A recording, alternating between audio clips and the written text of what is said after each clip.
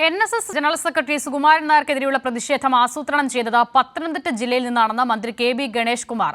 സുകുമാരൻ നായരുടെ നിലപാടുകളിൽ രാഷ്ട്രീയമില്ല. സംസ്ഥാന സർക്കാരും NSSുമായി സംസാരിക്കുന്നതിൽ എന്താണ് തെറ്റെന്നും ഗണേഷ് കുമാർ ചോദിച്ചു. നമ്മൾ അദ്ദേഹത്തിൻ്റെ നിലപാടുകൾ രാഷ്ട്രീയമല്ല. NSS സമദൂര സിദ്ധാന്തത്തിൽ തന്നെയാണ് മുന്നോട്ട് പോകുന്നത്. പക്ഷേ അഭിപ്രായം പറയാൻ പാടില്ല എന്ന് പറയുന്നത് ശരിയല്ല. അദ്ദേഹം കഴിഞ്ഞ ദിവസം സർക്കാരിനെ കുറിച്ച് നല്ല അഭിപ്രായം പറഞ്ഞു. അപ്പോൾ സംസാരിക്കുന്നു അതൊരു തെറ്റാണ് എന്ന് പറയാറില്ല. സംസാരിക്കുന്നത് നല്ല കാര്യമാണ്. അതുകൊണ്ട് നമ്മൾ അതുമായി സഹകരിച്ചു പോകുന്നു എന്ന് അദ്ദേഹം പറഞ്ഞാൽ എന്താണ് തെറ്റത്? പത്തനംതിട്ടയിൽ ഫ്ലെക്സ് ബോർഡ് വെച്ചു. ഈ പത്തനംതിട്ടയിലാണല്ലോ NSSനെതിരായിട്ടുള്ള കേസുകളെല്ലാം. പത്തനംതിട്ട ജില്ലയിൽ നിന്നാണല്ലോ NSS നായർ സർവീസ് സൊസൈറ്റിയെ നശിപ്പിക്കാനുള്ള എല്ലാ കേസുകളും വ്യവഹാരങ്ങളും ഒരുങ്ങുന്നതും വരുന്നതും പത്തനംതിട്ട ജില്ലയിൽ നിന്നാണ്. രാജ്കുമാർ ചേരുകയാണ്. രാജ്കുമാർ, ഈ ഗണേഷ് കുമാറിന്റെ ആരോപണത്തിന്റെ മുന നീളുന്നത് എവിടേക്കാണ്?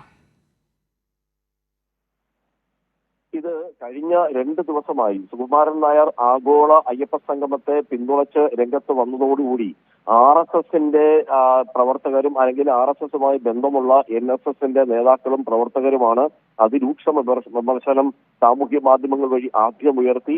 അതിലങ്ങോട്ട് ക്ലച്ച് പിടിക്കുന്നില്ല എന്ന് കണ്ടപ്പോൾ ഇപ്പോൾ ഫ്ലെക്സ് ബോർഡുകൾ പല സ്ഥലത്തും, ഇന്നലെ കൊല്ലം ജില്ലയിലും ഉണ്ടായിരുന്നു, ഇന്ന് പത്തനംതിട്ടയിലുണ്ടായിരുന്നു, പല സ്ഥലങ്ങളിലും ഫ്ലെക്സ് ബോർഡുകൾ വെച്ച് NSSന്റെ ജനറൽ സെക്രട്ടറി സുകുമാരൻ നായരെയും കുടുംബത്തെയും അപമാനിക്കാനും ആക്ഷേപിക്കാനും നടത്തുന്ന ശ്രമമാണ് ഇപ്പോൾ മന്ത്രി ഗണേഷ് കുമാർ ഇന്ന് ചൂണ്ടിക്കാട്ടിയത്. അദ്ദേഹം പത്തനാപുരത്തിന്റെ താലിക്കൂലിൻ NSSന്റെ പ്രസിഡന്റായി വീണ്ടും തെരഞ്ഞെടുക്കപ്പെട്ട ദിവസം കൂടിയായിരുന്നു.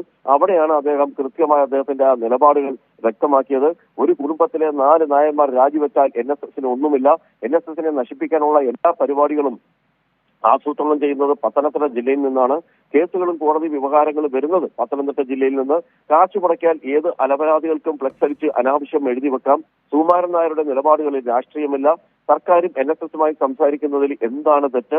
നേരത്തെ അദ്ദേഹം ഈ സർക്കാരിനെ വിമർശിച്ചിട്ടുണ്ട്, ഇപ്പോൾ അഭിനന്ദിക്കുന്നു. അതിലെങ്ങനെയാണ് തെറ്റ് കണ്ടെത്തുക? അദ്ദേഹത്തിന്റെ കൈകളിൽ കറ പുരണ്ടിട്ടില്ല. അദ്ദേഹം അഴിമതിക്കാരനല്ല.